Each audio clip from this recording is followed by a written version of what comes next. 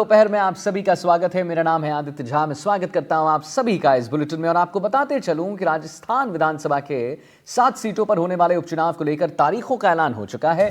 किरोड़ी लाल मीणा जीत का दावा उन्होंने किया है। किरोड़ी लाल ने कहा है कि भारतीय जनता पार्टी सभी 7 सीटों पर मजबूती से लड़ेगी और जीत भी हासिल करेगी।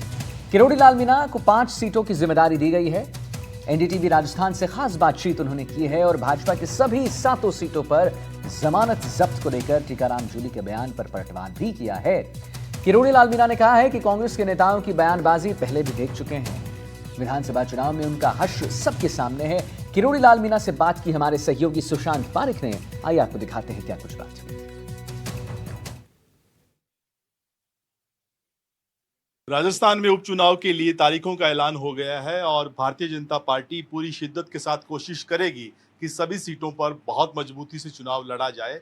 दौसा सीट, देवली उनियारा सीट बहुत क्रूशियल है और डॉक्टर किरोड़ी लाल मीणा हमारे साथ बातचीत करने के लिए मौजूद है। डॉक्टर साहब, ऐलान हो गया है, अब क्या प्लानिंग है? आपकी दृष्टि में क्रूशियल है, हमारी दृष्टि में क्रूशियल नहीं है और दौसा उनियारा सहित 7 सीटों को जीतेंगे। मैंने क्रूशियल इसलिए कहा क्योंकि ज्यादातर सीटें जो है 4 सीटें कांग्रेस के पास थी, 2 इंडिया गठबंधन के पास, आपके पास 1 सीट थी और भाजपा के बड़े नेता कह रहे हैं कि हम 1 से ज्यादा जीतेंगे तो प्लस में है, इसलिए मैं कह रहा हूँ। एक को सतगुना करेंगे, पूरी पार्टी शिद्दत से लड़ेगी। आपने देख लिया हरियाणा में क्या माहौल बना था, कांग्रेस आ रही है, बीजेपी कहीं टिकी नहीं रही। हमारे पास संगठन का मजबूत ढांचा है, उस पर हमें भरोसा है।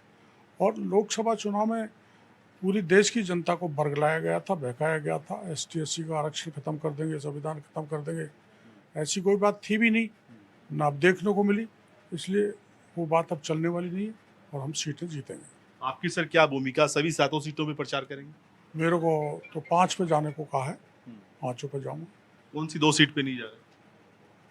खीमसर और झुंझुनू। जाट बहुल सीट पे आप नहीं जा रहे?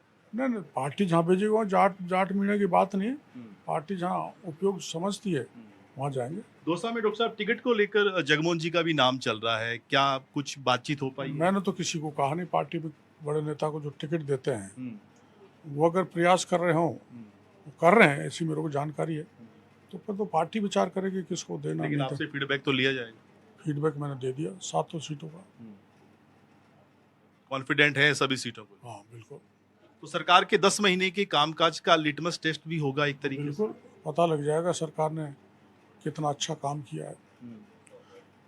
ये 50 थानेदारों को अंदर डाल दिया, फर्जी थानेदार, और 2 RPSC के मेंबरों को डाल दिया। पिछली सरकार भी डाल सकती थी, ये नहीं डाल पाई। टीकाराम जूली कह रहे हैं कि सरकार अगर कामकाज पे जाएगी तो सभी जगह जमानत जब्त हो जाएगी।